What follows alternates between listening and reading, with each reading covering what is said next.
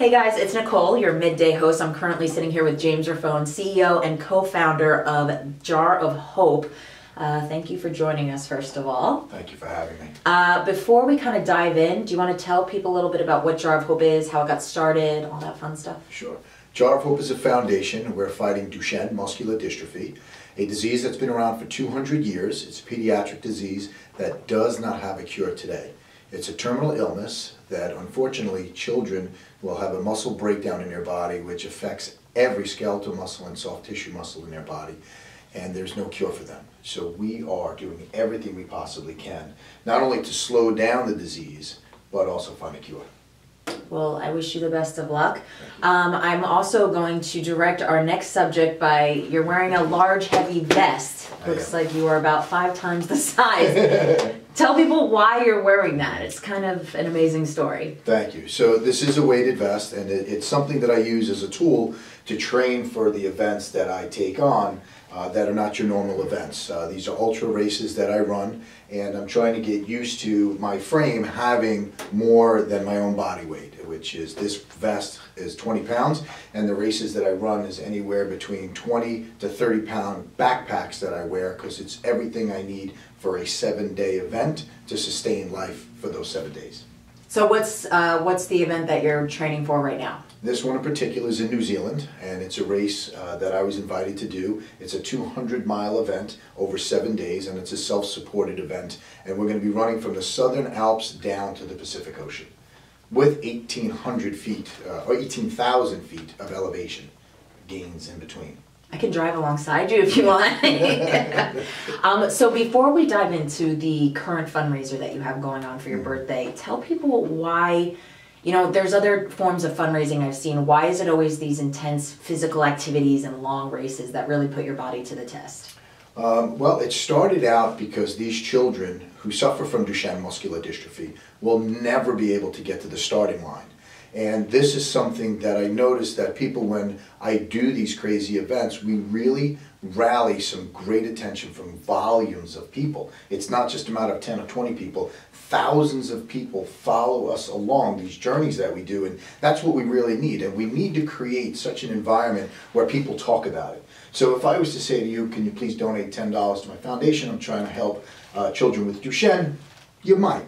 But if I told you that I'm going to run 200 miles in the Alps or 170 miles in the desert, which we've done, people stop and pause and they ask me why.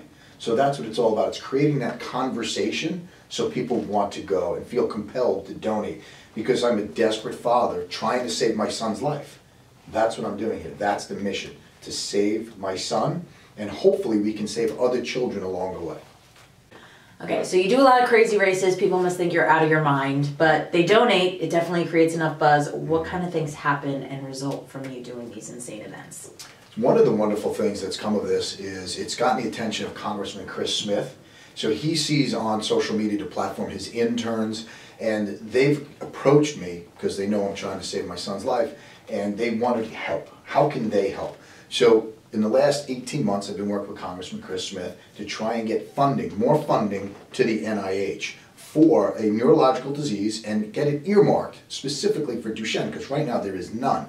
So thanks to him, in the last 18 months, on September 30th, there was an approval made, and he got $10 million approved in the NIH for us to do advancements research in studies of Duchenne muscular dystrophy. And right now, with his help, we are putting together a study at Duke University, a phase 2 from what initially started Jar of Hope, and that was the HBOT study at the University of Minnesota. So we're looking to put together phase 2 at Duke, thanks to Chris Smith and his hard work in Congress. It's just been amazing. But it all comes from, he sees how desperate I am to save my son's life, because last year we ran 170 miles over 7 days. We came home and we did the New York City Marathon days later. And then just before that, a month before that in August, I did 100 miles in 3 days. So if this doesn't scream desperation, I don't know what does, but it caught the attention of Congress, and they're responding to it. And I will continue down this path to do whatever I can for these children suffering every day. Any idea when that phase 2, like, is there any start date at all put? in the works? We're working with Dr. Kurtzberg. She's the head of the lab at Duke University, and together, it takes a while to put the protocols together. Yeah. So I'm hoping within the next 6 months we're going to kick that off. So I know your birthday's coming up, January 10th. It is. Shop now, avoid the rush. What is the specific fundraiser that you're doing in honor of your birthday for your son and Jar of Hope and Duchenne and the whole cause? Right. So we're fortunate enough in this modern day and age with social media, and Facebook gives us this great platform where they create the fundraiser for you, and then you fill in the content. So I'm fortunate enough this year to use my birthday, and I'm asking people just simply buy me a virtual shot. I can't drink because I'm in training, so if everybody can go to my Facebook page, which is James Raffone, and just buy me a virtual shot, which is $8 or $10, whatever you're comfortable donating. It could be $1. Every penny counts, and we're hoping to raise $34,000.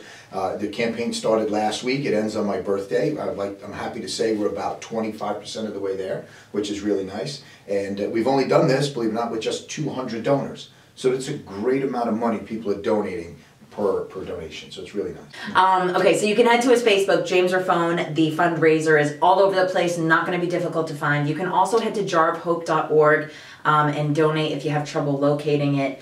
Any final thoughts? I know you said that there might be a drug out there that's being tested. You want to just kind of close out with that, let them know what's going on? I'm proud to say that through the efforts of all of our supporters, Jar of Hope has been able to push ahead a compound that we found with a scientist about 18 months to 2 years ago, and we are finally in the R&D stages with a biotech company, a CRO up in Massachusetts, and we're just a couple of weeks away from potentially getting a milestone report on how well the drug is affecting. It's in the mouse model study right now, and we've got high hopes that this is really going to do something for these children. All right, well, we're going to keep our legs, fingers, toes, eyes, everything crossed that we get good results in those few weeks. All right, guys, 943thepoint.com and jarofhope.org for any information. James Raffone on Facebook. Please donate. Let's stand behind Jar of Hope.